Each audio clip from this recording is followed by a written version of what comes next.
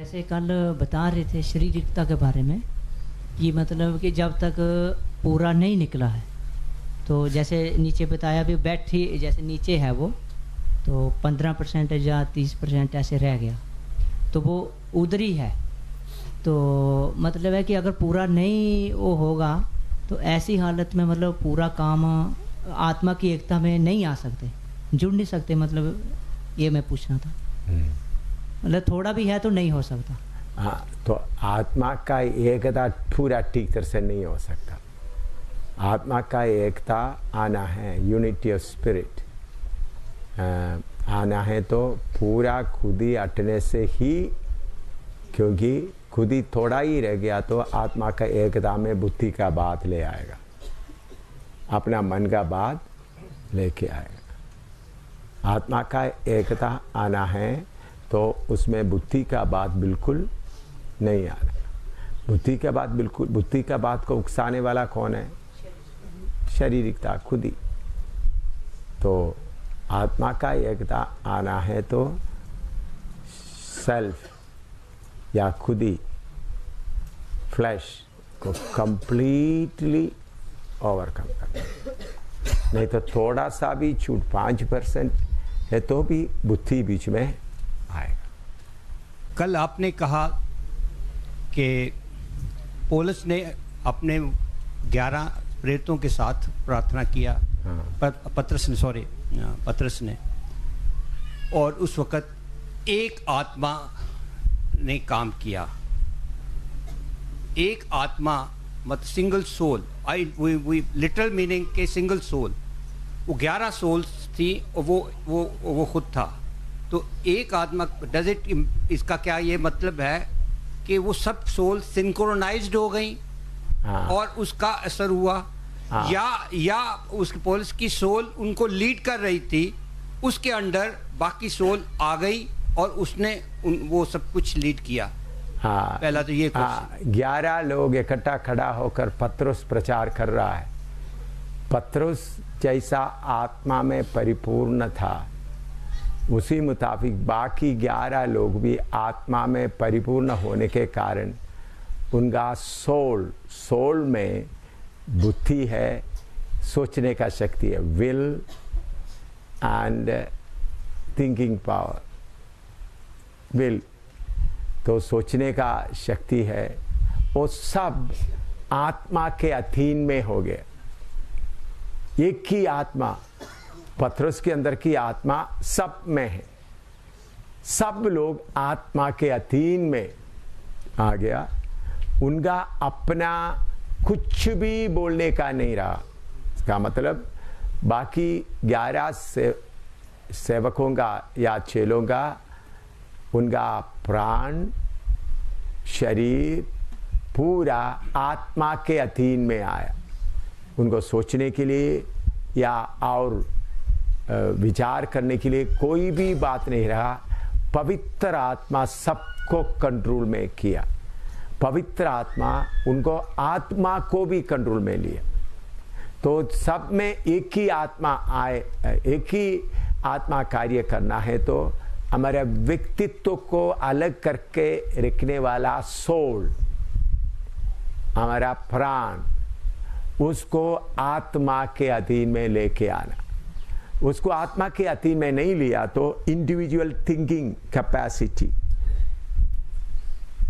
when the spirit takes over the soul and body of a person, then his ability to think other than spiritual matters is completely neutralized.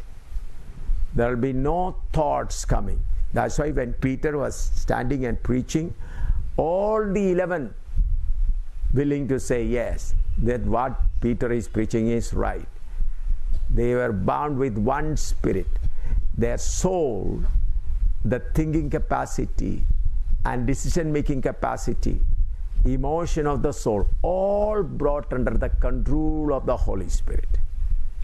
सब पूरा उनका सोचने का ताकत और सब उनका जज्बा या जोश सब आत्मा के अधीन में आया।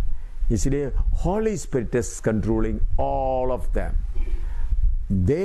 Holy Spirit will not control a person by force unless we allow our soul to come under the subjection of the Spirit. Holy Spirit will not force any soul to take over. We ourselves will have to submit our soul. Soul means our thinking capacity, our decision making capacity, and our emotion. All these three things should be brought under control by the Holy Spirit. That's what happened, because they were waiting for 10 days.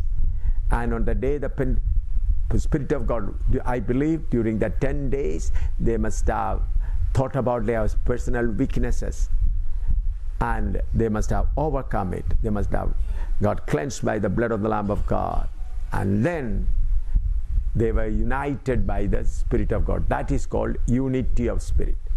ये 12 लोग इकट्ठा 10 दिन प्रार्थना कर रहे थे यीशु मसीह जाने के बाद। 50वां दिन पवित्र आत्मा आया, तो तब तक उन्होंने अपने आप, अपना खुद ही, अपना बड़ापन सब को कंट्रोल में लेके आए, आत्मा के कंट्रोल में लेके आए। इसलिए एक ही आत्मा उनको सबको, आत्मिक यूनिटी ऑफ द स्पिरिट, आत्मा का एकता उतर आया। आत्मा का एकता आना है तो हमारा सोल का सारा ताकत न्यूट्रलाइज होना, या उनका सोचने का, फैसला करने का, सारे बातों को आत्मा के कंट्रोल में लाना है, तभी होगा। That's what happened there. इसको मैं ये भी कह सकता हूँ, ये वन टाइम इवेंट था जिससे सबको इंस्पिरेशन मिलता है। हाँ। उस इवेंट के बाद नो प्रैक्टिकल एस्पेक्ट हमारी लाइफ में, हाँ। उसको कैसे उतारें। हाँ। ठीक है, उदाहरण है बहुत अच्छा, इससे ही हम चल सकते हैं। हमारी नॉर्मल लाइफ में नेचर, स्वभाव एक ऐसा एलिमेंट है जो कि हर इंडिविजुअल में वेरी करता है। एक ही परिवार में, एक ही घर में हर एक की नेचर अलग अलग है। रिक्वायरमेंट है सबकी नेचर शारीरिकता के बेस पे शारीरिकता निकाल के ज़ीरो कर दिया जाए और एक जैसी हो जाए। ये डिज़ायरेबिलिटी है, हम होना चाहिए एक तरफ है, अचीव करना दूसरी तरफ है। क्या ये नेचर जो मेरे अपनी ज़िंदगी का एक्सपीरियंस है, किसी की नेचर, वो स्टबन लोग होते हैं, वो नहीं बदलते, कुछ भी हो जाए वो वहीं के वहीं, थोड़ा बहुत चेंजेस आ जाएगा लेकिन घूम फिर के वही रहते हैं। ऐसे लोग अगर जैसे कलीसिया में हम लोगों में से हैं, जुड़े हुए हैं, वो कलीसिया की कड़ी कैसे मिलेगी? वो एक दूसरे से ज्वाइन होकर कलीसिया को कैसे हम कहेंगे कि एक वननेस में आप चलें। हाँ, तो इसलिए इस चीज को, वो जो स्टबन एलिमेंट स्वभाव है, हाँ, वो उसके लिए वो भी पार्ट शारीरिकता का ही माना जाएगा। हाँ, उसके लिए मैं जवाब, उसके लिए ये पार्ट कहना आसान है, लेकिन प्रैक्टिकल इम्पॉसिबल। हाँ, ठीक है। रोमर 8 का 14, रोमन्स 8:14, रोमन्स 8:14।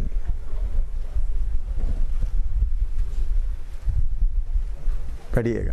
इसलिए कि जितने लोग परमेश्वर की आत्मा के चलाए चलते हैं वे ही परमेश्वर के पुत्र हैं। जितने लोग आत्मा की हिदायत से चलता है वो ही परमेश्वर का पुत्र है। Those that are led by the Holy Spirit, Romans 8:14, those who are led by the Holy Spirit, they are the sons of God. इसका मतलब आप जो प्रभु के, अच्छी तरह ये बात सुनिए, इट वाज अच्छा सवाल है, कलीसिया के लिए भी फायदा होने का है।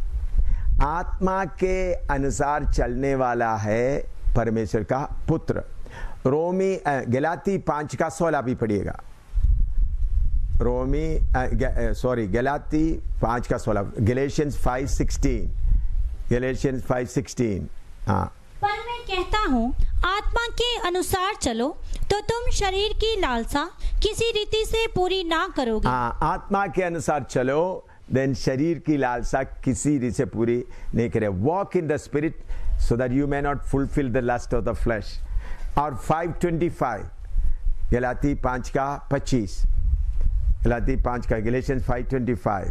यदि हम आत्मा के द्वारा जीवित हैं तो आत्मा के अनुसार चलें भी। आत्मा के अनुसार जीवित है तो आत्मा के अनुसार चले भी। तो हम परमेश्वर का पुत्र है। इसके साथ गैलेशियन चैप्टर 4 वर्स 1 और 2, गैलेशियन चैप्टर 4 वर्स 1 और 2, गलाती 4 का 1 और 2।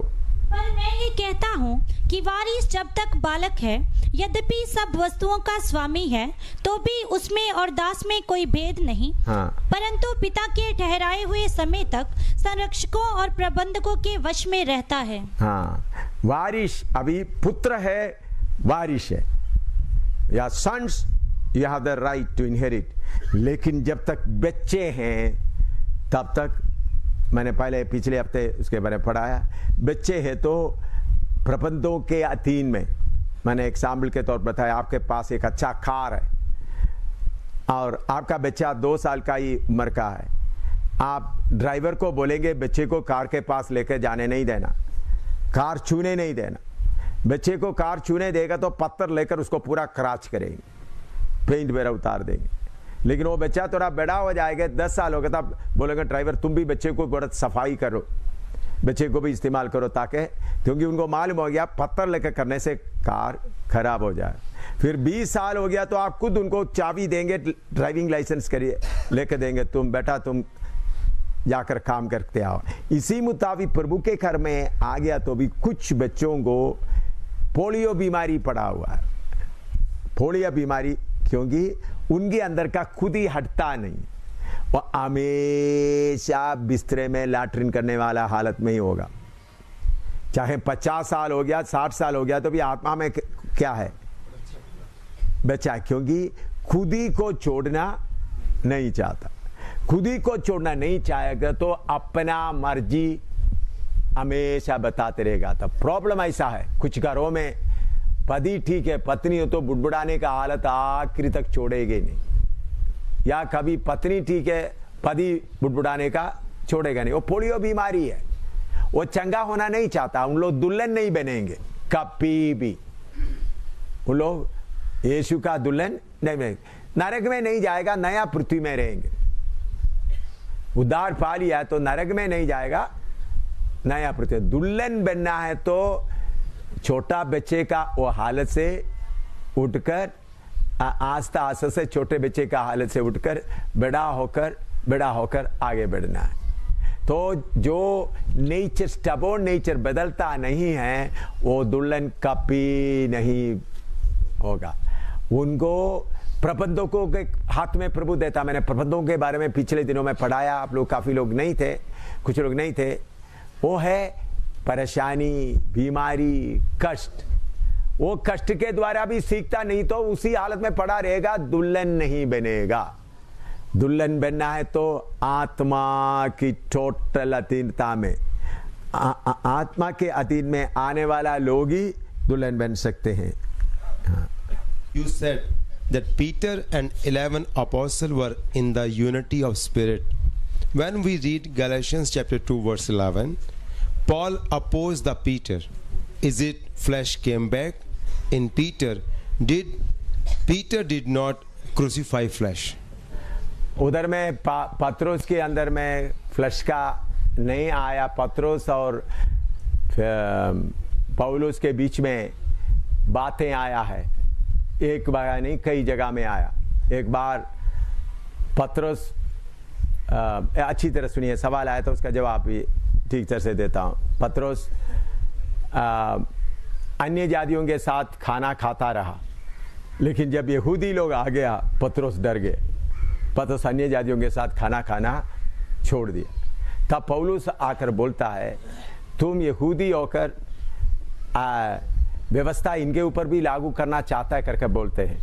हम व्यवस्था के अनुसार नहीं, कभी समझ का कमी के कारण, और दूसरा खुद ही सलीब पर डाला हुआ तो भी पौलुस बोलते हैं मैं रोज मरता हूं। तो खुद ही को सलीब को लाता हुए हमेशा उस हालत में रखना है। Paul says I die daily. We crucified our flesh, flesh never dies. You have to keep the flesh in crucified position, crucified condition. हमारा शरीरता कभी मरता नहीं है, वो हमेशा जागते, इसलिए जागते रहना। इसलिए रोमन्स 13 वर्स 14 पढ़िएगा, रोमी 13 का 14, रोमन्स 13-14। हाँ, वरन प्रभु यीशु मसीह को पहन लो और यीशु मसीह को पहन लो और शरीर की अभिलाषाओं को पूरा करने का उपाय ना करो। हाँ, तो हम उद्धार पाया है, शारीरिकता को क्रूस पर चढ़ाया, तो फिर भी शारीरिकता बार बार उठकर आता है, तो उसको यीशु मसीह को पहनते हुए दबा कर रखना है। ये डेली प्रोसेस है, एक बार करने से काम नहीं।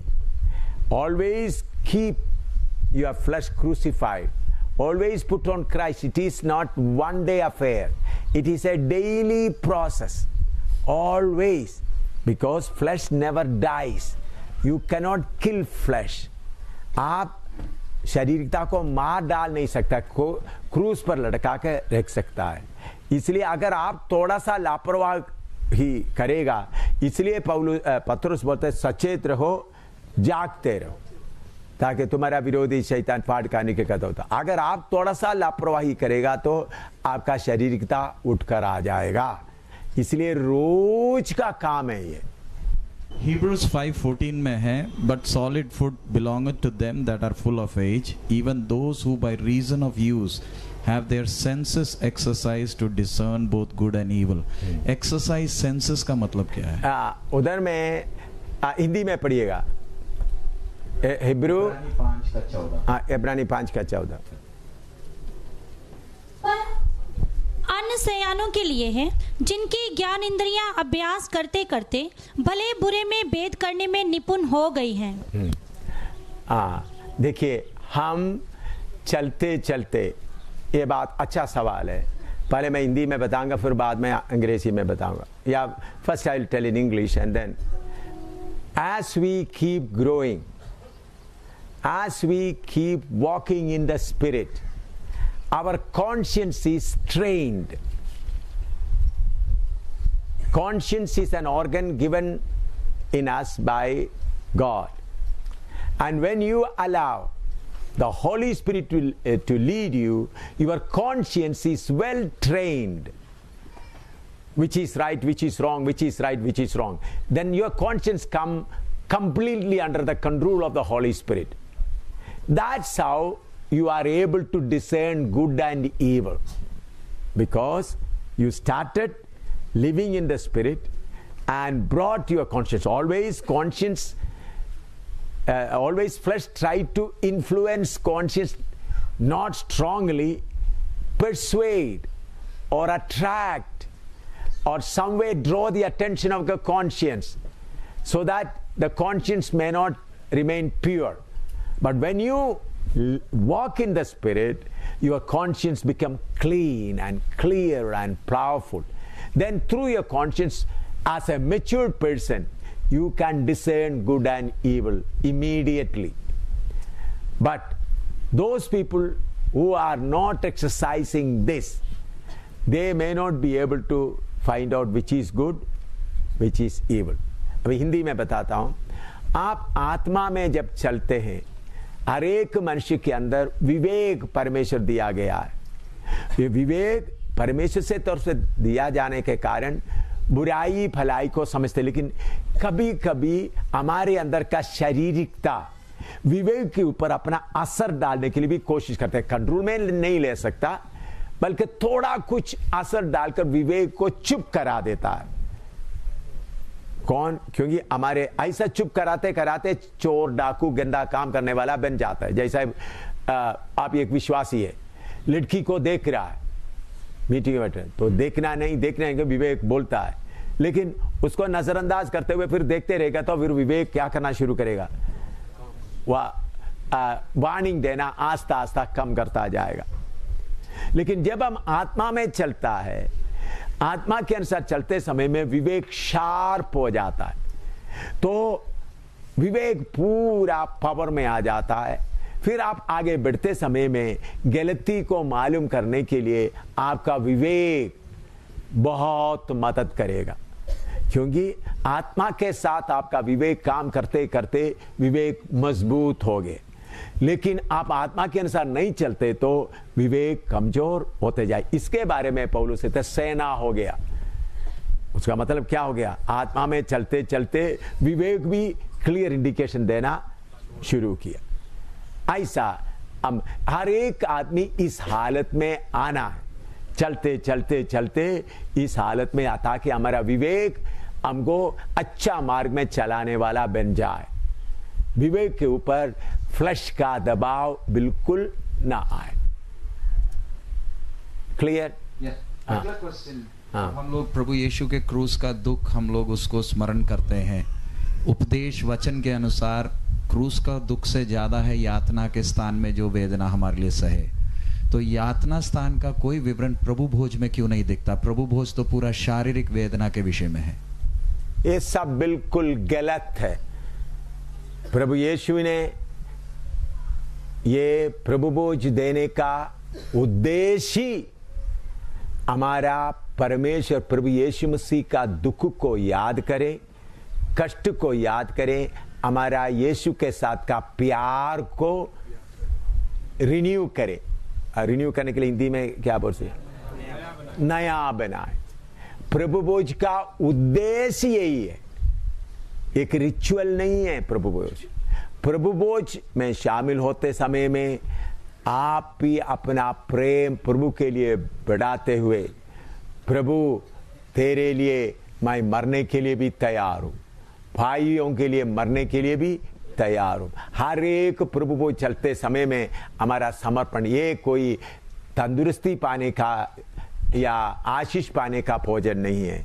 प्रभु भोज का उद्देश्य यीशु का क्रूस का उस प्यार को, उस कष्ट को हमको याद दिलाकर हमको प्रभु का प्यार में ताजा बनाने के लिए। प्रभु इतना कीमत मेरे लिए दिया है तो मैं उस कीमत को समझते हुए आगे बढ़ेंगे। उसी के लिए ही प्रभु भोज का सिस्टम। वो नहीं है तो आप गैर कौम की तरह प्रसाद बन जाएंगे आपको, वो प्रभु के सामने करने वाला पाप है। ऐसा कोई मत कीजिएगा। प्रभु भोज प्रसाद नहीं है। प्रभु भोज दाखरस और रोटी, यीशु हमारे लिए क्रूस पर कैसा मार खाया, कैसा उनका खून बहाया, ये बात को याद दिलाने के लिए ही है और दूसरा कोई मतलब से नहीं है। लेकिन वो तो शरीर का मौत दर्द को दिखाता है। हाँ। लेकिन यातना स्थल का कुछ उधर विवरण नहीं है ना। हाँ। तो उसको हम विश्वासियों को कैसे स्मरण दिलाएं? क्योंकि रोटी है और दाखरस है। हाँ। पूरा शरीर की वेदना को ही दिखाता है। हाँ, तो उस शरीर, उस रोटी और दाखरस में बताते समय में यीशु मसीह कितना कष्ट उठाया आत्मा का। आत्मा में जैसा उन्होंने अधोलोक में उनका आत्मा प्राण को खींच के ले गया, ये बातों को भी आप भजन संहिता बाकी से चिताकर पूरा हमको बाइबल में लिखा हुआ बातों में सब बातें पूरा लिखकर नहीं दिया हुआ। रोटी और शरीर, उनका शरीर में कष्ट उठाया, वो बात को याद शुरू करते हुए दूसरा जगह में भी जाना। हम अपने आप विश्वासियों को उस वचन में लेकर जाना। और कोई?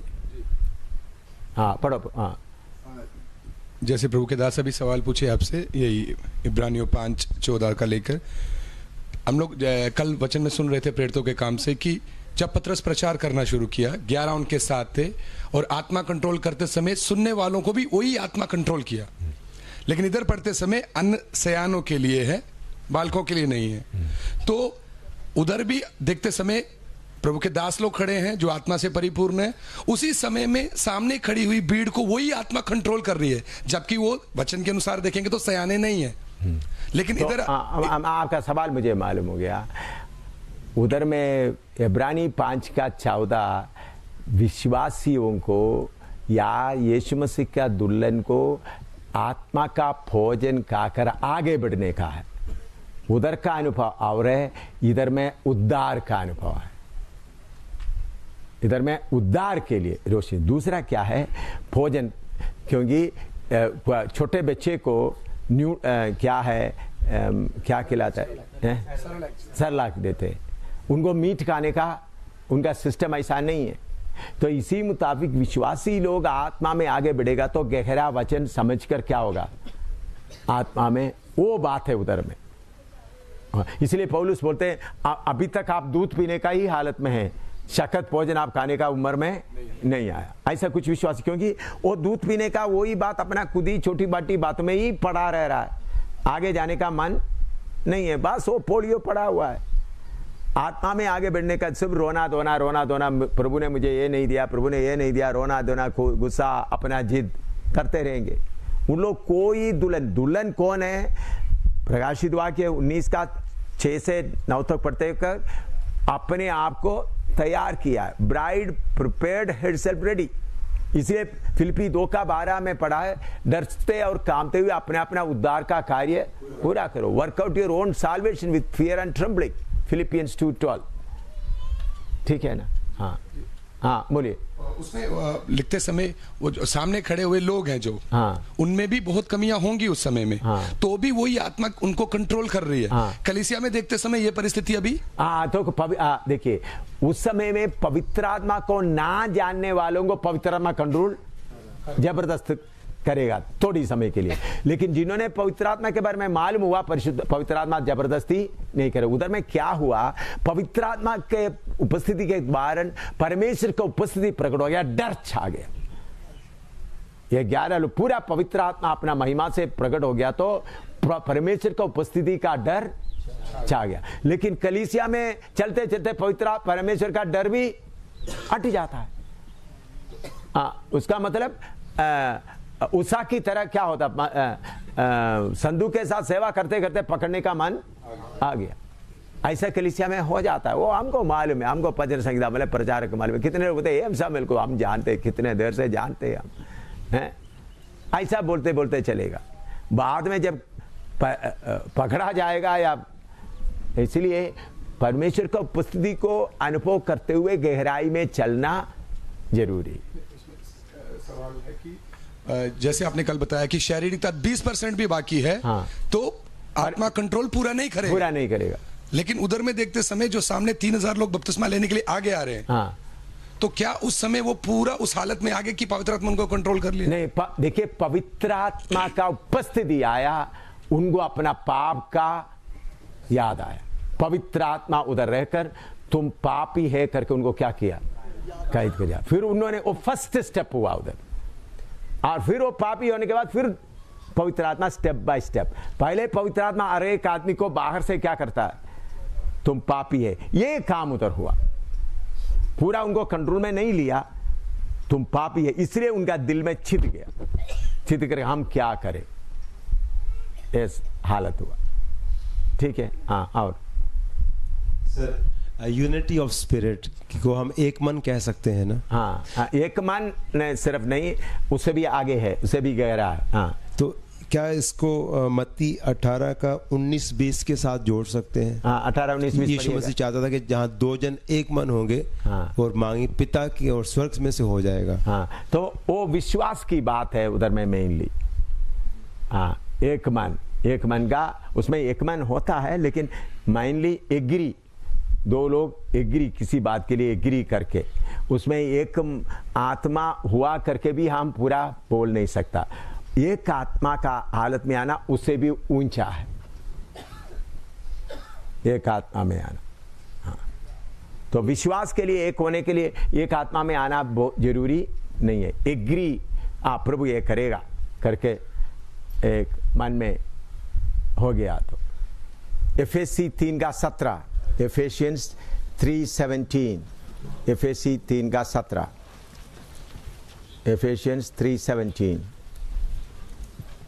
और विश्वास के द्वारा मसीह तुम्हारे हृदय में बसे कि तुम प्रेम में जड़ पकड़कर और नेव डालकर, that Christ may dwell in your hearts by faith, that you being rooted and grounded in love, प्रेम में नींव डालकर प्रेम में जड़ पकड़ना प्रार्थना करते हैं। प्यारे प्रभु, तेरा वचन समझने के लिए हमको कृपा दे।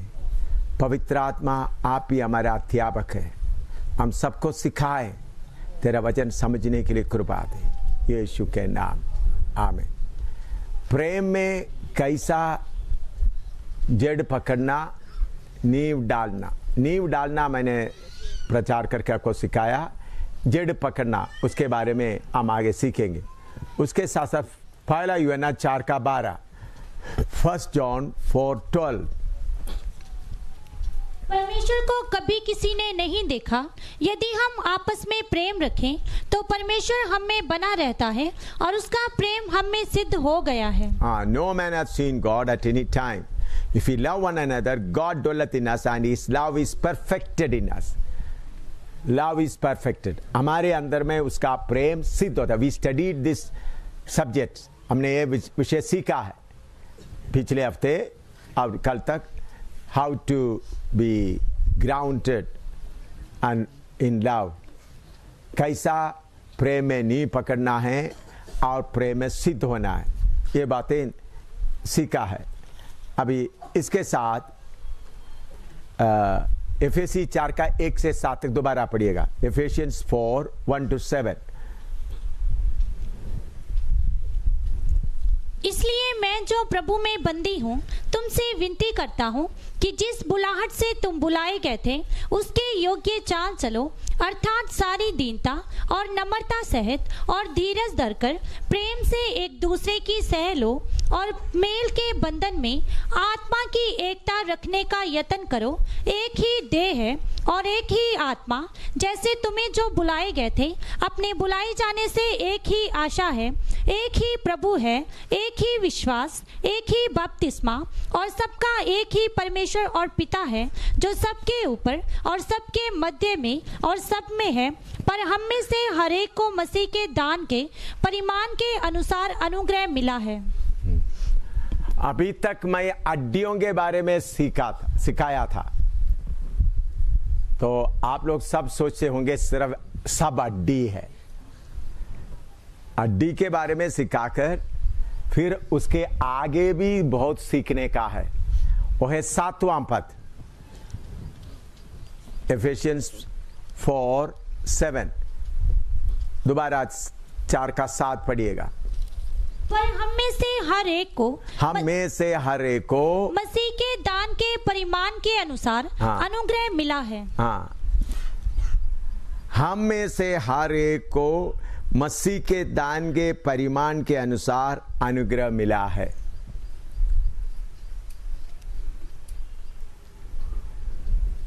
सब हड्डी नहीं है। आप शरीर में देखते समय आप थोड़ा देखो, इसके पहले मैंने बोला हड्डी, इसमें क्या क्या भी है, थोड़ा मांस है, हड्डी को जोड़ने का हर जगह में उसका जोड़ है, ऊपर चमड़ा भी है और खून लेके आने का नस भी है। अभी तक मैं कौन सा बात बताते आया? हड्डी। आपका दिमाग में हड्डी ही बैठा है, लेकिन आज उससे थोड़ा आगे जाना। हड्डी मोटा दिखाई देता है, तो प्रचार सब हड्डियों के लिए नहीं है। हड्डी के अलावा उसके अंदर छोटा छोटा जोड़ है, छोटा मांस का छोटा छोटा टुकड़ा है और चमड़ा है, खून ले आने वाला है। सबको एक जैसा ट्रीटमेंट नहीं होता, सबको हड्डी बनाने से काम नहीं आएगा। कल परसों मैंने आपको सिखाया था शरीर का, आप 1 कोरिन्थी 12 से पढ़कर सुनाया था। सब आंख होता, बाकी अंग क्या करेगा? सब कान होता। तो हर एक, ये बात बना, हर एक मसीह के दान के परिमाण के अनुसार अनुग्रह मिला है। किसी को हड्डी का अनुग्रह मिला है, किसी को छोटा सा दोनों हड्डियों के बीच में जोड़ने वाला छोटा जोड़ का अनुग्रह मिला है। हड्डी मोटा दिखाई देता है, लेकिन हड्डी सिर्फ रहेगा तो ये काम कैसा होगा? देख रहे हैं आप, हड्डी सिर्फ रहेगा तो ऐसा ही रहेगा। अभी हमारा भाई लोगों ने दोबारा जोड़ना पड़ा। क्यों जोड़ने का जरूरत क्यों पड़ा है? क्यों गिर गया? क्यों गिर गया? मांस नहीं है, चमड़ा नहीं है, जोड़ नहीं है, इसलिए गिर गया। बहुत कलीसियाओं में आप विश्वासियों को अच्छी तरह, पास्टर लोग अच्छी तरह समझना है, आपका विश्वासी क्यों आपका कलीसिया छोड़कर चले जाता है? आप जोड़ नहीं बनाया, मांस नहीं लगाया, चमड़ा नहीं लगाया। देखो भाई कितना भी, चलो भाई अच्छी तरह थोड़ा, कितना भी करते तो ये अंगुली उधर चले जाता है। थोड़ा खड़ा हो जाओ ना। आप लोगों का डर मैं अभी निकालता हूं। आपका डर क्या है? दूसरा पास्टर आ गया तो अंगुली चले गया, भाई 3 अंगुली लेकर जाओ, ले जाओ तो खींचो जी, हैं? निकल गया ना? क्यों निकला नहीं? हड्डी के साथ में चमड़ा भी है, जोड़ भी है, नस भी है। आपको ये काम करना नहीं आता, सिर्फ हड्डी का टुकड़ा लेके रखा हो। थोड़ा हड्डी लेके आओ तो, इधर पड़ा है पुराना, कहीं पीछे है। आपने उसको जोड़ा नहीं, हड्डी को 3-4 पेंसिल दे दो भाई, पेन दे दो, फिर वापस बात दे देंगे। हाँ, आपके सब क्या है, बस इतने काफी है भाई। हाँ बस ये है सब। आप इसको पकड़ कर कहा मेरा विश्वासी, मेरा विश्वासी, मेरा विश्वासी पास्टर आकर, तुम कितना भी पकड़ कर तो खींचो जले जाएगा। तो इसके साथ मेरा विश्वासी को क्यों ले गया? भाई विश्वासी को थोड़ा खींचो, इसमें से थोड़ा खींचो। हाँ खींचो, पूरा खींचो, निकल रहा है। फर्क समझ में आ रहा है आपको? आप हड्डी बना के रखा है, हड्डियों के ऊपर मांस नहीं लगाया, नस नहीं लगाया, चमड़ा नहीं लगाया, हड्डी का रखवाली बन गई है। मेरा हड्डी है, हड्डी का व्यापार चल रहा है। ऑर्गेनाइजेशन वाला सब क्या करता है? हड्डियों का व्यापार चल रहा है। पूरा ऑर्गेनाइजेशन जाकर बैठिए, ये मेरा कलीसिया देखो, 30 सब फोटो लेने के लिए, हाँ ये 30, ये 40, ये 50, हड्डियों का व्यापार चल रहा है। एसेकिएल 37 में लिखा है हड्डियों का व्यापार के बीच में क्या होता है। पवित्र भूजाल आता है, हड्डियों से जुड़ जाता है। पढ़िएगा वचन, एसेकिएल 37।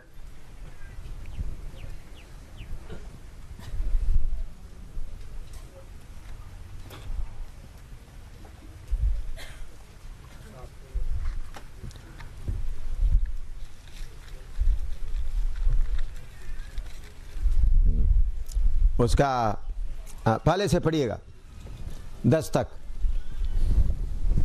37 का, एसेकिएल 37 का 1 से 10 तक।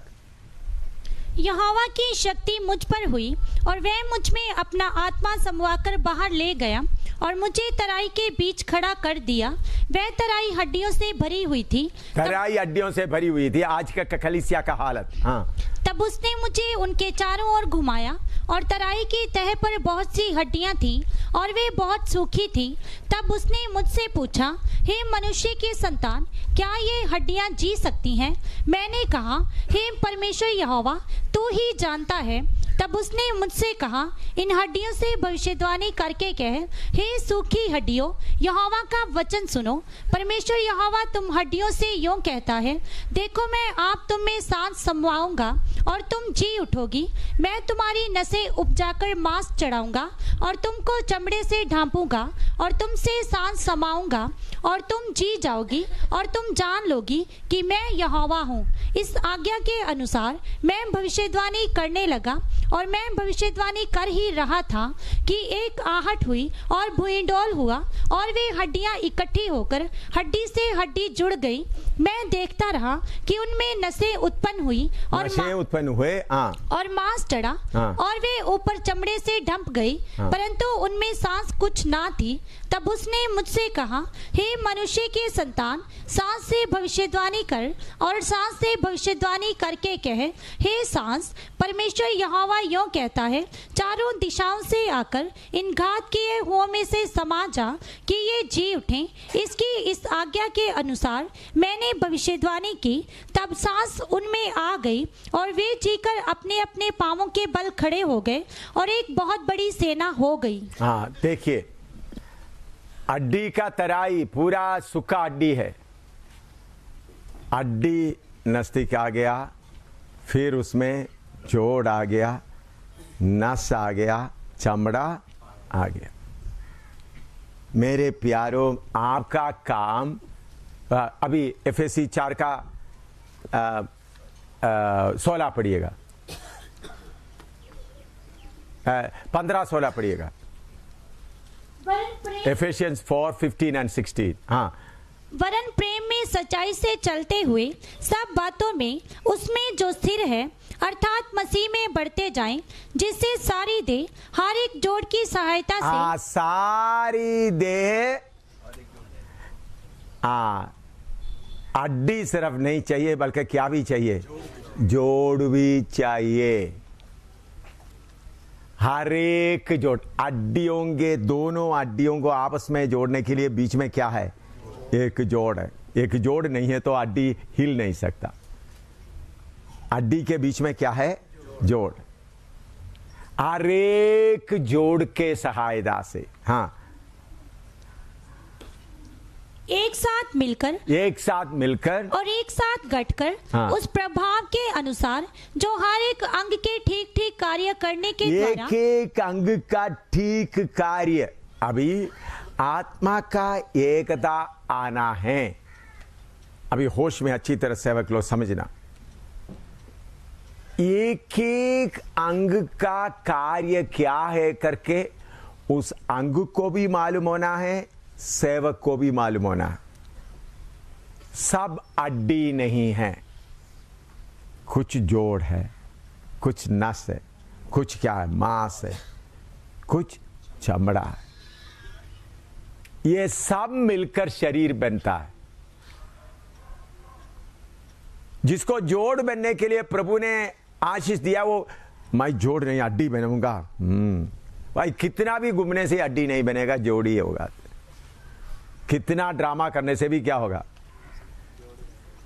एक एक को परमेश्वर जितना उसका प्लान के अनुसार देता है। उधर में कुछ लोग क्या, कुछ लोग कुछ जोड़ के लिए बना है, मुझे अड्डी क्यों नहीं बनाता, दांत पीस कर रहता है, मुझे जब तक अड्डी नहीं बनाता मैं काम नहीं करूंगा। नहीं नहीं नहीं, स्ट्राइक, हाँ स्ट्राइक रहकर उधर ही रहो। समझ रहा है सेवक लोग, समझना। मैं टीम से ये बातें बहुत अच्छी तरह सीखा है, प्रैक्टिकल बहुत सीखा। मुझे वचन में पहले सीखा था और टीम के साथ रहते रहते ये प्रैक्टिकल भी पूरा हो गया। भाई, मैं प्रभु का धन्यवाद देता हूँ। टीम का गलती मैं नहीं बोल रहा हूँ, बल्कि मुझे मिला हुआ अनुभव बता रहा हूँ। प्रभु ने मुझे किधर किधर डालकर सिखाकर खड़ा किया। कुछ को जोड़ का मन नहीं है, मुझे अड्डी बनना है, अड्डी बनकर ही मैं रहूंगा। जोड़ बनकर ना ना ना ना ना, जोड़ नहीं, मुझे अड्डी बनना। कुछ को चमड़ा बनाया। ये एक एक व्यक्ति को परमेश्वर दिया हुआ अनुग्रह के परिणाम, उसका जो परिमाण मेशर, एक एक को दिया हुआ जगह में खुश रहना है। लेकिन हमारा क्या, अड्डियों का कहना, नहीं मुझे रखना, मुझे इधर रखना, मुझे इधर रखना, नहीं तुम जोड़ा, नहीं नहीं मैं कहां जोड़ा हूं, मैं अड्डी हूं। एक एक आदमी ये बात मालूम होना है, पास्टर को भी एक बात मालूम होना है। सबको अड्डी बनाने का नहीं है, एक एक को। तब भी इसलिए उधर में लिखा हुआ है, वो 7वां पद पढ़िएगा दोबारा, एफएससी 4 का। पर हमें से हर एक को मसीह के दान के परिमाण के अनुसार अनुग्रह मिला है। अनुग्रह, परिमाण के अनुसार अनुग्रह मिला है। उसके लिए क्या करना है, पढ़िएगा उसका दूसरा पद, एक और दूसरा पढ़िएगा। इसलिए मैं जो प्रभु में बंदी हूँ, मैं प्रभु में बंदी हूँ, तुमसे विनती करता हूँ तुमसे विनती करता हूँ कि जिस बुलाहट से तुम बुलाए गए थे, जिस बुलाहट से तुम बुलाए गए थे उसके योग्य चाल चलो। हाँ, ये गड़बड़ कहाँ होता है? टीम के अंदर भी, कलीसिया में भी, सेवकों के अंदर भी। अपना बुलावट मुझे कहां रखने के लिए प्रभु चाहता है वो उनको मालूम नहीं है। जिसको अड्डी बनने के लिए बुलाया, अड्डी और नस बनकर बैठने से काम नहीं होगा। एक एक अपने बुलावट को पहचाने। सब अड्डी बनता, मैंने पहले भी आपको बताया, सब आंख बन गया तो नाक का काम कौन करेगा? ओ बोलते नहीं, मुझे आंख आइनक वगैरह लगाना, मैं कान बनकर क्या रहना, हवा हवा लगता है, हैं? इतना बड़ा देखने के लिए भी अच्छा नहीं है, हैं? तो मैं आंख की हूं। प्रभु ने वो एम शामिल को सिर्फ वही देर लगता, बाकी किसी को नहीं लगता। देखो टीम में इतना लोग हो तो भी एम शामिल किसके ऊपर नजर रखा हुआ है? उसी के ऊपर। हम कितना भी लगे थे भाई, सब आंख नहीं है। आंख के लिए बुलाया, आंख के जगह में रहे। कान के लिए बुलाया, कान में रहे। नाक के लिए बुलाया, नाक में रहे। पिटाई करने से भी नहीं मानेगा, चप्पल उठाने से भी नहीं मानेगा। नहीं, मैं आंख के जगह में ही मैं ही रहूंगा। नहीं तो बोला पार्शियलिटी करता। ये पार्शियलिटी है। एक बोलते आप पार्शियलिटी कर रहे, सीधा मुझे बोल दी। हाँ, पक्षपात करता। क्योंकि मैं भी आंख हूं, तो मैंने सोचा था एम शामिल का पूरा शरीर में आंख ही आंख होगा तो सांस कहां से लेंगे, किधर से खाएंगे, किधर से चलेंगे? पाँव ही आंख है। तो मेरे कलीसिया में शरीर कड़ा होना है तो 16 दोबारा पढ़िएगा, एफएसी 4 का 16। जिससे सारी दे हर एक जोड़ की सहायता से एक साथ मिलकर और एक साथ गढ़कर उस प्रभाव के अनुसार जो हर एक अंग के ठीक ठीक कार्य करने के द्वारा, एक एक अंग का ठीक ठीक कार्य। तो आप ऐसा शुरू करेगा तो पड़ेगा। वो अच्छी तरह पास्टर लोग अच्छी तरह समझ रहे हैं। मैं पास्टर लोग जो समझ रहे हैं वो कष्ट, मैं पास्टर लोगों का भी अनुभव किया, टीम का भी अनुभव किया। पास्टर का सेवकाई भी किया, 15-16 साल पास्टर का ही सेवकाई करता रहा, एक ही कलीसिया का। तो वो भी अनुभव है। मैंने इसका ये समस्या पूरा सामना किया। आप लोग भी इसको सामना कर रहा है। आप लोग इतना ध्यान नहीं दिया, इसलिए आपको इसका गंभीरता मालूम नहीं है। आप सोचते हैं, आप कोई बहन आकर बोलते हैं पास्टर आप उसी से ही थोड़ा बात करते रहता है, हमसे बात करने का आपका टाइम ही नहीं मिलता। तो आप कहते हैं हालेलुया हालेलुया, प्रभु अगला बहन अगला हफ्ता आपके साथ बात करेंगे। तो फिर भाई तो अगले हफ्ता आपके घर में आएंगे। आप ऐसा लोगों को खुश करते सबको अड्डी बनाकर ही छोड़ देता है। क्या नहीं बनता? शरीर नहीं बनता। आपको दिलेरी होना चाहिए। मैं ऐसा दिलेरी से, इसलिए मैं कभी डंडा लेता हूं, कभी चप्पल भी लेता हूं, इसीलिए क्योंकि एक को सामान दीदी से समझेगा तो नहीं, तो 2 थप्पड़ लगाएंगे तो हाँ, तब थोड़ा सा चर्बी को क्या होगा, थोड़ा सा लगेगा। आप बोलेंगे पास्टर आप मारता भी? हाँ जी, मैं चप्पल से भी मारता हूं। इसके लिए वचन क्या है? कोलोसी 1:28 थोड़ा पढ़ो। कोलोसी 1:28। जिसका प्रचार करके हम हर एक मनुष्य को चेतावनी देता है और सारे ज्ञान से हर एक मनुष्य को सिखाते हैं कि हम हर एक व्यक्ति को मसीह में सिद्ध करके उपस्थित करें। उधर में ग्रीक में पढ़ते समय में मार कर सिखाता आता है, सजा देकर सिखाता, दर्द दिलाकर। हर एक आदमी को वार्निंग देने की जगह में कौन सा वार्निंग है? उनको दर्द लगे, उनको चोट लगे, उनको अच्छी तरह दर्द लगे। क्योंकि बहन तो इधर ही रहना, नहीं नहीं नहीं, 2 थप्पड़ लगेगा, हाँ हाँ जी, नहीं तो छोड़कर निकल जाएगा, या नहीं तो थोड़ा बनने तक रहेगा, लेकिन एकदम थप्पड़ मारना शुरू नहीं करना। अच्छी तरह समझाकर फिर नहीं होता तो ये करना है, सजा देना है, क्योंकि चर्बी काफी चढ़ जाता है। मैंने एक प्रभु से बोला, प्रभु मैं ये काम करने से लोग बोलता है ये एम शामिल की तरह गंदा आदमी कोई नहीं है, प्रभु मैं ये काम नहीं करता, आप पीछे तो। प्रभु ने बोला मैं शुरू कर दूं। प्रभु ने बोला मैं शुरू करेगा तो तुमको बहुत भारी पड़ेगा, तुम करेगा तो सस्ता हो जाएगा। सोच लो, मैं प्रभु से प्रार्थना कर रहा था, आप लोग समझ में आ रहा है?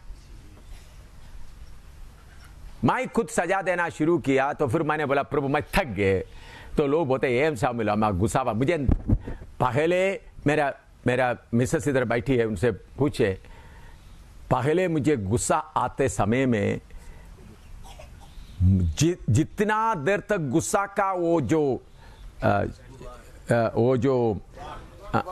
गुबार, वो जो गर्मी निकलता नहीं, जो कोई आता उनको सबको क्या मिलता था? गुस्सा मिलता। मैं प्रचार करते वक्त भी आत्मा का बल से शरीर हिलता था, गुस्सा आते समय में भी शरीर हिलता था। मैंने बोला प्रभु ये क्या है? फिर प्रार्थना करना शुरू किया। अभी ये भाई के साथ इतना गुस्सा से बात करेगा, ये भाई से गला मुस्कुराते हुए गला लगाएगा एक ही टाइम में। पहले क्या होता था, इसको गुस्सा किया तो इनको भी क्या मिलता था? अभी इसके नीचे गुस्सा नहीं जाता। प्रैक्टिकली बोल रहा हूं, अगर अभी गुस्सा करते समय रोना शुरू करते उनको एकदम मैं गला पकड़ता हूं। गुस्सा किसके लिए करता है? उसको तोड़ने के लिए। अभी मेरा अनुभव ही नहीं, कई साल से मेरा अनुभव बोल रहा हूं। तो प्रभु ने बोला तुम सजा नहीं देगा तो मैं सजा दूंगा। मेरा सजा क्या होगा? भारी होगा। इसलिए इनका चर्बी को उतारने लिए क्या करना पड़ेगा? घुटना में खड़ा करेगा तो भी कभी नहीं जाएगा। कभी तो खाना बंद करने से भी कुछ लोगों का गुस्सा क्या नहीं होता? कम नहीं होता। चप्पल पड़ जाते हो तो बोलते तो मुझे चप्पल पड़ गया ना, तो तब थोड़ा सा क्या होता है, थोड़ा सा हिला। कुछ लोग चप्पल पड़ने से भी और गर्म हो जाता है। तो आपका काम है 4 का 16 पढ़िएगा, एफएसी 4 का 16।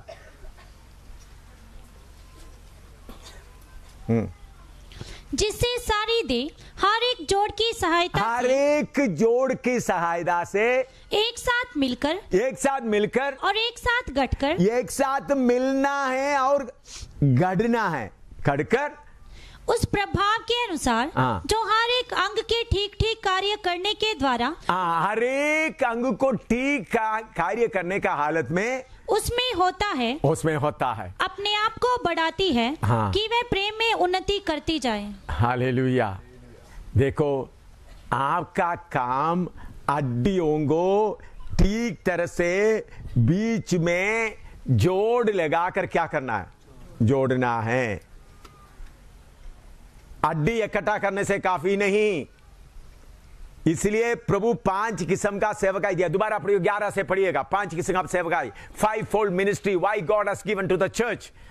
उसने कुछ को प्रेरित नियुक्त करके और कुछ को भविष्यद्वक्ता नियुक्त करके और कुछ को सुसमाचार सुनाने वाले नियुक्त करके और कुछ को रखवाले और उपदेशक नियुक्त करके दे दिया, जिससे पवित्र लोग सिद्ध हो जाएं और सेवा का काम किया जाए।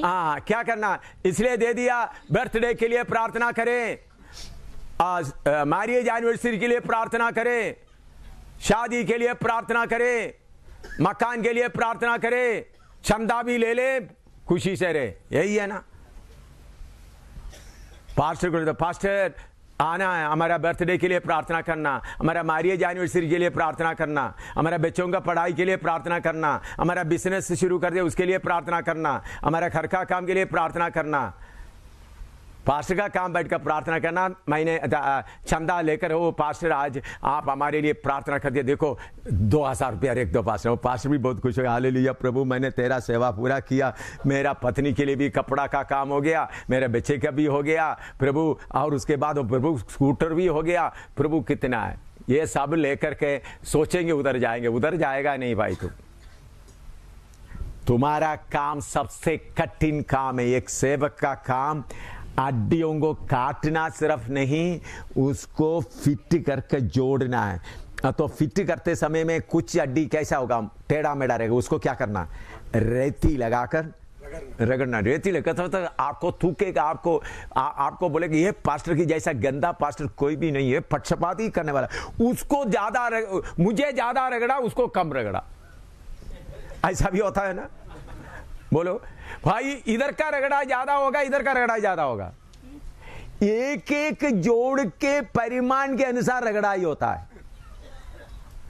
आप उसके लिए बोलेंगे पक्षपात करता है पक्षपात। आप रगड़ते समय पास्टर उनको प्यार ज्यादा, इसीलिए उनको कुछ नहीं बोला। भाई वो तो जोड़ है, उसको क्यों रगड़ना है, हड्डी को रगड़ना है, जोड़ को रगड़ना है। जोड़ पहले ही बहुत ही मुलायम है, रगड़ने का उसमें कोई बड़ापन तो है ही नहीं। हड्डी तो मोटा खट्टा भट्टा रहता है उसको क्या करना पड़ेगा रगड़ने के लिए, कितना मुश्किल है। ये सब समझ करके मैं कहता, मेरा पत्नी के लिए भी मैंने ऐसा किया है, क्योंकि मेरा पत्नी अच्छे तरह से खाना वगैरह सब देकर मुझे चलाते, लेकिन कलीसिया में उनको सही जगह में बिठाना, मैंने ये काम मेरे पत्नी के साथ शक्ति से किया। मेरा पत्नी के तौर ऑफिसर बन के रहते समय में उनका किसी चीज का कोई नहीं है, जो अपना मर्जी से जो ले लो, जो करो, पैसा भी काफी होता। सेवा के लिए आया तो मुझे याद है एक बार, उनको याद है या नहीं, मैं ऑफिस में बैठकर काम कर रहा था, तो पवित्र आत्मा मुझे बोला तुम्हारा पत्नी चावल साफ करता है तो उधर थोड़ा जाकर देख। मैं किचन में आ गया तो 2-3 चावल उधर पड़ा है धोया था। मैंने कान पकड़ के उठा उसको। ऑफिसर बन के रहते समय वो क्या करता है मुझे कुछ भी नहीं था, मैंने कान पकड़ उठा उसको।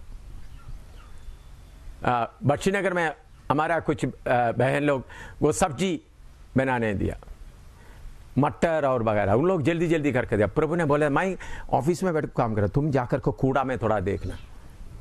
मैं जाकर के कूड़ा में देखा तो मटर में भी बहुत मटर क्या पड़ा हुआ है, उधर पड़ा। मैंने नीचे मैं लाठी लेकर खड़ा हो गया, निकालो। वो आधा से ज्यादा मटर किसमें डाल दिया, छिलकों में डाल दिया। मैं बोला लगाऊंगा। उन्होंने एक से तो शादी किया हुआ देख दो, तो हमारा पति कभी तक ऐसा नहीं हो, तो पति का काम हो रहा है, मेरा काम हो रहा है। उठाओ इसको ठीक करो।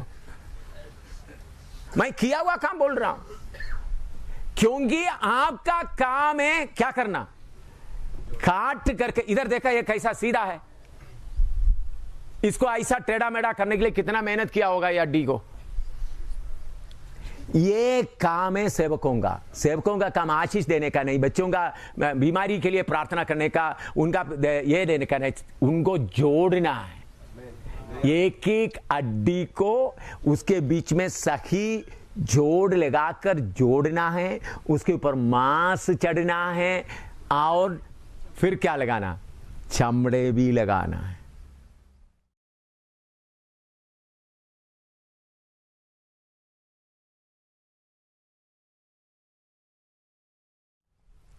आपका विश्वासी क्यों आपको छोड़ के जाता है, अभी तक जोड़ा नहीं, चमड़ा भी नहीं लगाया, नस भी नहीं लगाया। आप जोड़ने के जाने की जगह में पकड़ रहा है, ओ विश्वासी उधर नहीं जाना, विश्वासी इधर नहीं जाना। आपका परेशानी ही परेशानी है। ओ उधर जा रहे हो तो बोलेंगे ये देखो वो पास्टर आ गया मेरा गलती बताने के लिए, नींद भी खत्म हो गया। फिर कैसा वो पास्टर का फिर खड़ा होकर बोलेगा मेरे अलावा कोई इस कलीसिया में तो सारे चोर और डाकू है, उसको अंदर आने नहीं देना। भाई ये हाथ अभी आप लोग पूरा आकर खींच के देखो, अंगुली निकल आएगा आपके पास, नहीं आएगा। क्यों? जोड़ा है। इसी मुताबिक आपका कलीसिया का एक एक भाई बहन को आपके साथ में सही तरीके से जोड़ लगाना। अड्डी कौन है, जोड़ कौन है, मालूम करना। सेवकों का काम है अड्डी कौन सा है, जोड़। थोड़ा सा और वचन अभी आपको थोड़ी देर बाद ही भेजूंगा।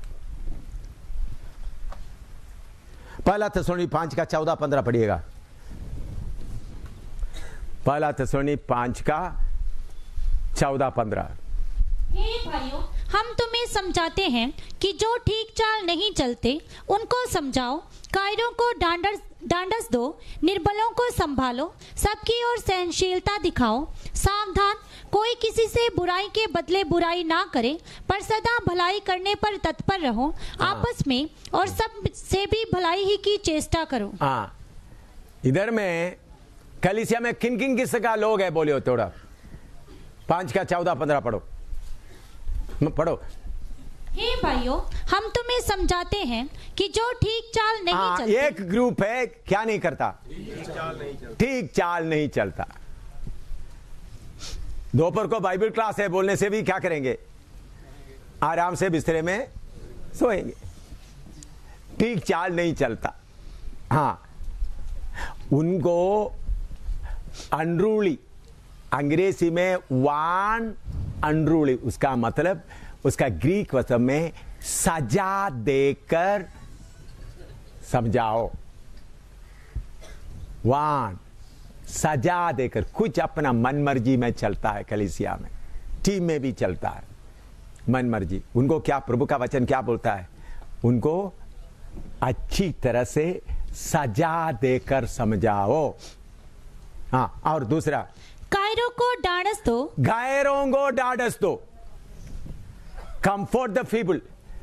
तो कलीसिया क्या बोलेंगे, मुझे डंडा लगाता है, उसके ऊपर डंडा नहीं लगता, क्योंकि उसको ज्यादा प्यार करता है।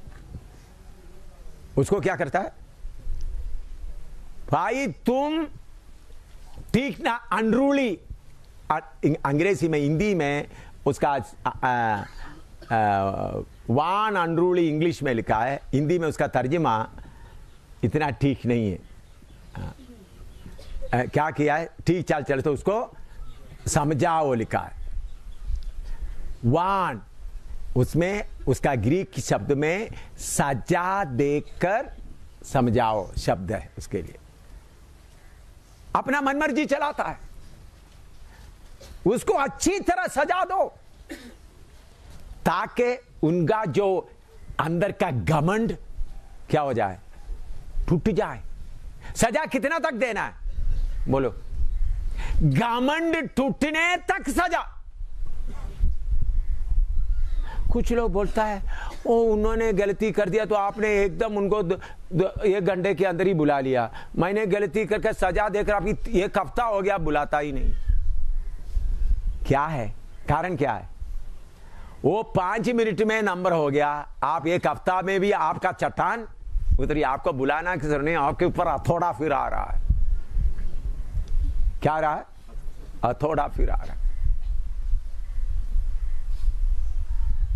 अगर परमेश्वर का सही सेवक तो ऐसा करेगा। इसलिए पौलुस बोलता है, मैं मनुष्य को खुश करने वाला, अगर मनुष्य को खुश करेगा तो मैं प्रभु का दास नहीं हो सकता। मुझे आपका सर्टिफिकेट नहीं चाहिए, मेरा पिता का सर्टिफिकेट चाहिए। तुम कुछ बोले वो मुझे बड़ी बात नहीं है। आपको जोड़, आपको अड्डी बना करके तेल मालिश करके रखने का नहीं है। जिधर काटना है। और तुमको अच्छी तरह सुनना, अड्डी को दो पेंसिल दे दीजिए, पेन। हाँ, मेरे पास ठीक है। देखिए, अड्डी को अड्डी जैसा जोड़ने से काम नहीं बनेगा।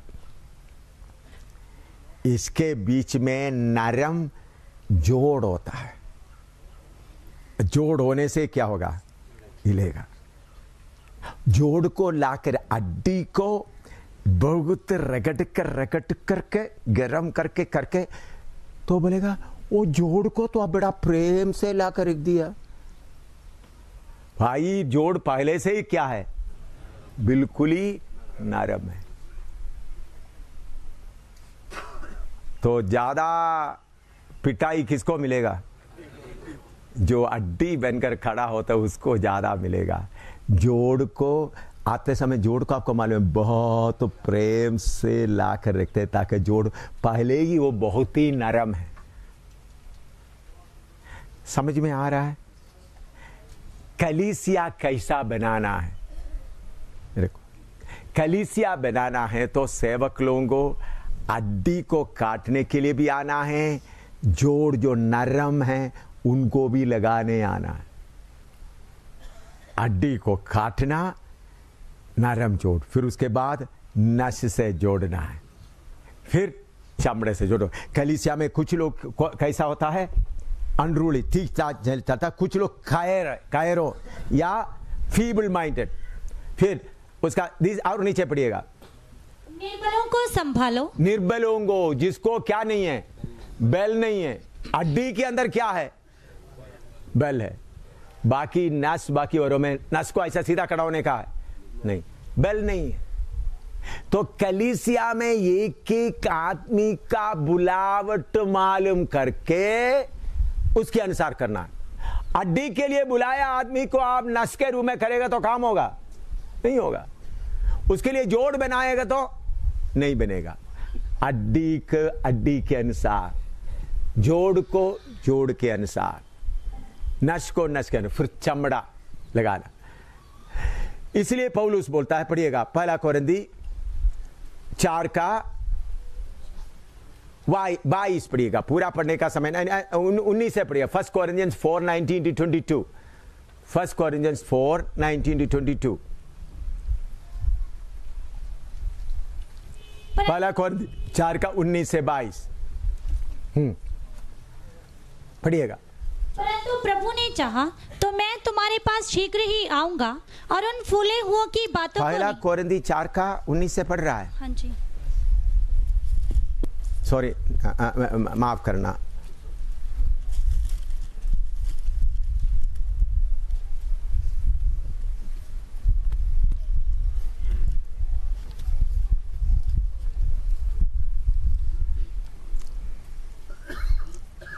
चार का 9 से पढ़िएगा। मेरी समझ में। और पहले कौन सा पढ़ा था? 4 का 19। हाँ, 9 से पढ़ना, मैं 19 गलत बोल दिया। मेरी समझ में परमेश्वर ने हम प्रेरितों को सबके बाद उन लोगों के समान ठहराया है जिनकी मृत्यु की आज्ञा हो चुकी हो, क्योंकि हम जगत और स्वर्गदूतों और मनुष्यों के लिए एक तमाशा ठहरे हैं। हम मसीह के लिए मूर्ख हैं, परंतु तुम मसीह में बुद्धिमान हो। हम निर्बल हैं, परंतु तुम बलवान हो। तुम आदर पाते हो, परंतु हम निरादर होते हैं। हम इस घड़ी तक भूखे, प्यासे और नंगे हैं और घूसे खाते हैं और मारे मारे फिरते हैं और अपने ही हाथों से काम करके परिश्रम करते हैं। लोग हमें बुरा कहते हैं, हम आशीष देते हैं। वे सताते हैं, हम सहते हैं। वे बदनाम करते हैं, हम विनती करते हैं। हम आज तक जगत का कूड़ा और सब वस्तुओं की खुरचन के समान ठहरे हैं। हाँ, मैं गलत बोल दिया, 9 का पढ़ना था। पहला कोरिन्थी 9 का नहीं, पहला कोरिन्थी 9 का 19 से पढ़िएगा। क्षमा करना, 4 बोला, दैट्स रॉन्ग, मेरा गलती है। 1 Corinthians 9:19-22। क्योंकि सबसे स्वतंत्र होने पर भी मैंने अपने आप को सबका दास बना दिया है कि अधिक लोगों को खींच लाऊं। मैं यहूदियों के लिए यहूदी बना कि यहूदियों को खींच लाऊं। जो लोग व्यवस्था के अधीन हैं उनके लिए मैं व्यवस्था के अधीन ना होने पर भी व्यवस्था के अधीन बना कि उन्हें जो व्यवस्था के अधीन हैं खींच लाऊं। व्यवस्थाहीनों के लिए मैं जो परमेश्वर की व्यवस्था से हीन नहीं परंतु मसीह की व्यवस्था से अधीन हूँ, व्यवस्थाहीन सा बना कि व्यवस्थाहीनों को खींच लाऊं। मैं निर्बलों के लिए निर्बल सा बना, मैं निर्बलों के लिए निर्बल सा बना कि निर्बलों को खींच लाऊं। हाँ, देखिए अच्छी तरह सेवक लोग सब ध्यान से सुनने के लिए मैं बोलता हूं। अड्डियों के पास जाते वक्त क्या लेकर जाना है? हथौड़ा, हारी और रेती वगैरह लेकर जाना। जोड़ के पास जाते वक्त वो सब निकाल कर क्या करना है? हाथ में थोड़ा सा तेल वगैरह लगाकर नरम, ताकि उसको चोट ना लगे। समझ में आ रहा है? इसी तरह करेगा तो विश्वासी क्या बोलेगा? ओ पास्टर मेरे पास आते हुए हथौड़ा ही लेकर आता है।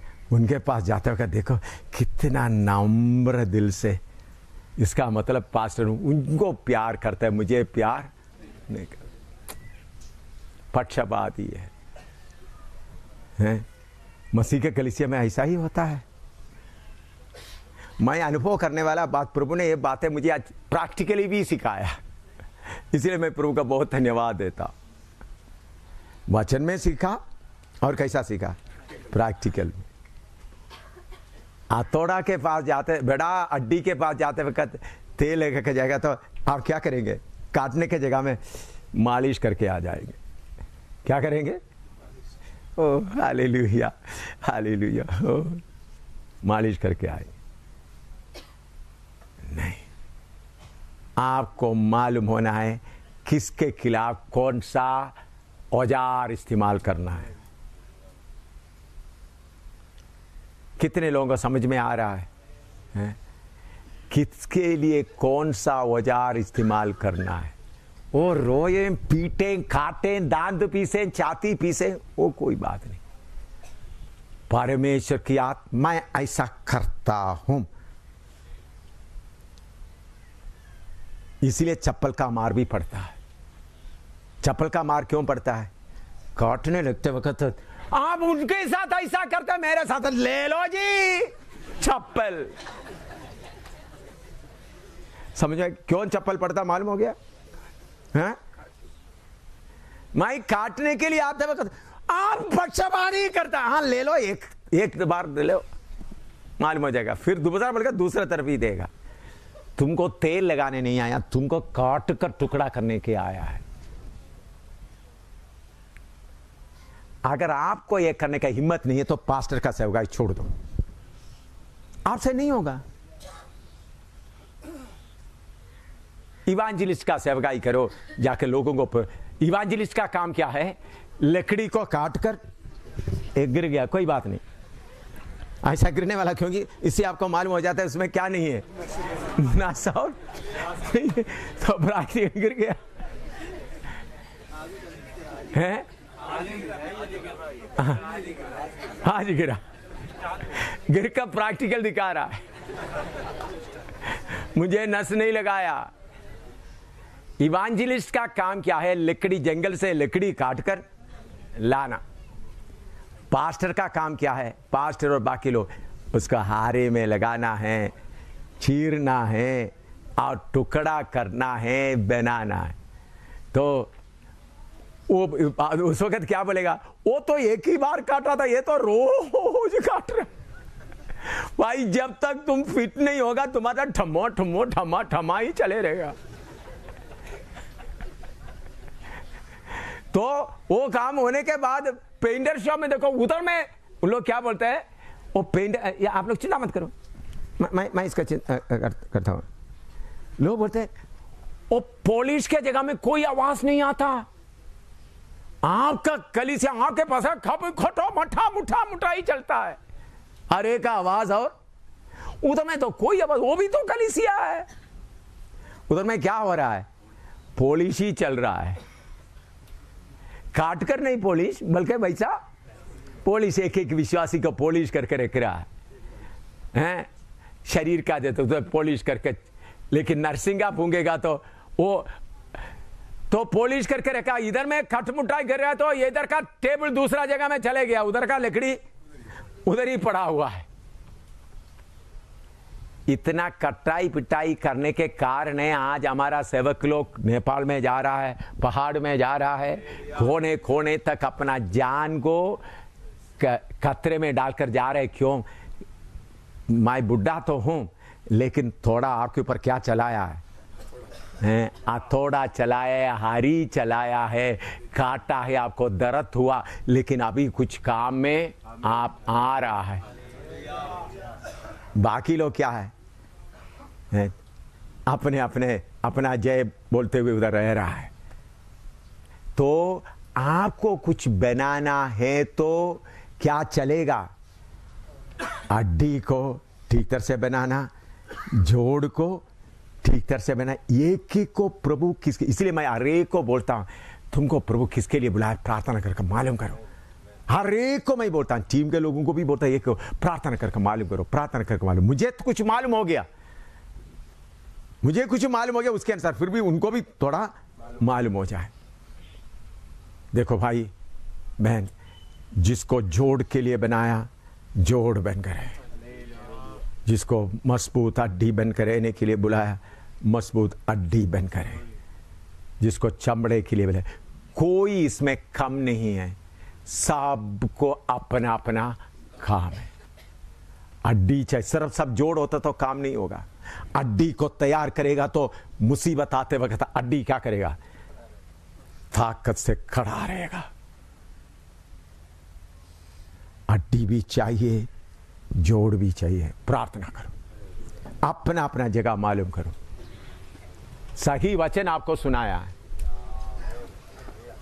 ये वचन मेरे अंदर में था, अभी तक प्रैक्टिकल मैं करता था, खोलकर बताया नहीं, अभी शुरू किया है। सब हड्डी नहीं है, जोड़ है। एक केक को इसी आपस में ना जले। हड्डी के लिए बुलाया हड्डी बने, जोड़ के लिए बुलाया जोड़ बने, नस के लिए बुलाया नस बने, चमड़े के लिए बुलाया चमड़ा बने, ताकि देह जुड़कर सही बने। Hallelujah, hallelujah, hallelujah. कैसा भी शरीर पूरा बनकर खड़ा होना।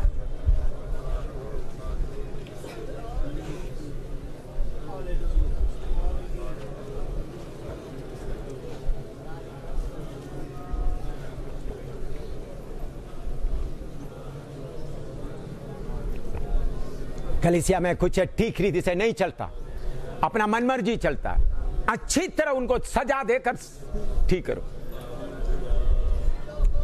कुछ निर्बल है, उनको सजा नहीं चाहिए, उनको हौसला दो।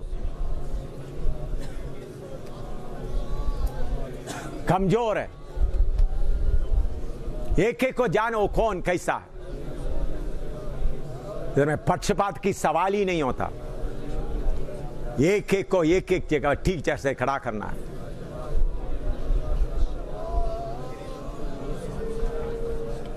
मनुष्यों को खुश करने के लिए नहीं, यीशु का देह का काम पूरा होना, यीशु का देह सिद्ध होना। The body of Christ must be perfected.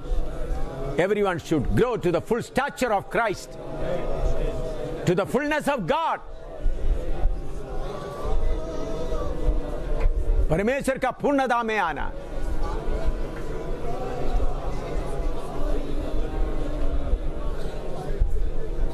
सेवक को मालूम होना चाहिए किसके साथ कैसा व्यवहार करना,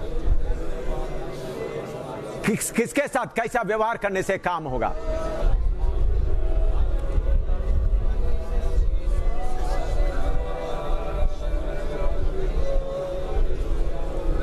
एक एक भी मालूम करें आपका जगह कहां है।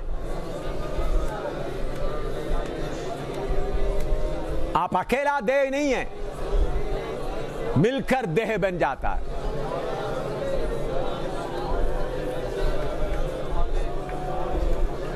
मिलकर देह बनता है।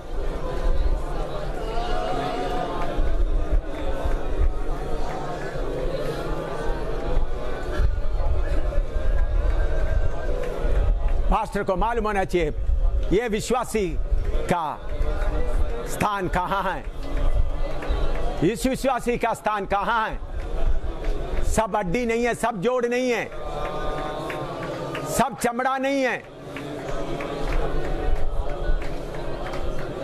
ये पहचान कर करे। हालेलुया। अपने आप को समर्पण करें। प्रभु जिस जगह में आप मुझे चाहते हैं मैं उस जगह के लिए तैयार हो जाता हूं।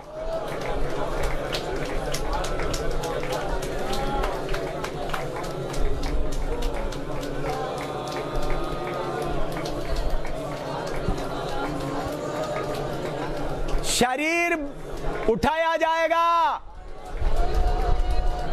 जो शरीर में शामिल नहीं है इधर रह जाएगा। यीशु अपना शरीर को लेने आता है। The body of Christ will be raptured. Yeshu हड्डियों को लेने नहीं आ रहा है, शरीर को लेने आ रहा है।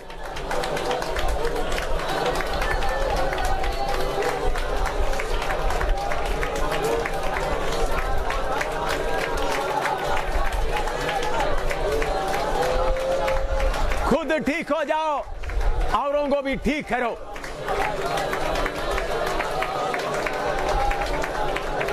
Jesus is coming to take away the finished product.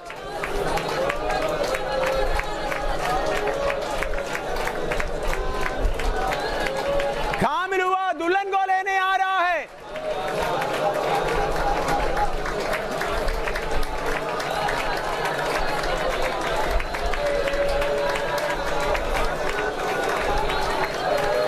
आमीन। प्रभु का दास आगे आकर प्रार्थना करें।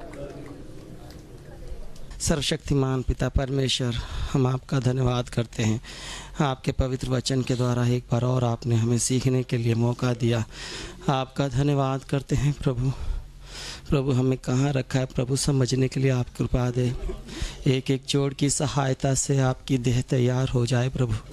हमारा एक एक का जीवन आपको ग्रहण योग्य हो जाए। पिता तेरे वचन के लिए तेरा धन्यवाद करते हैं।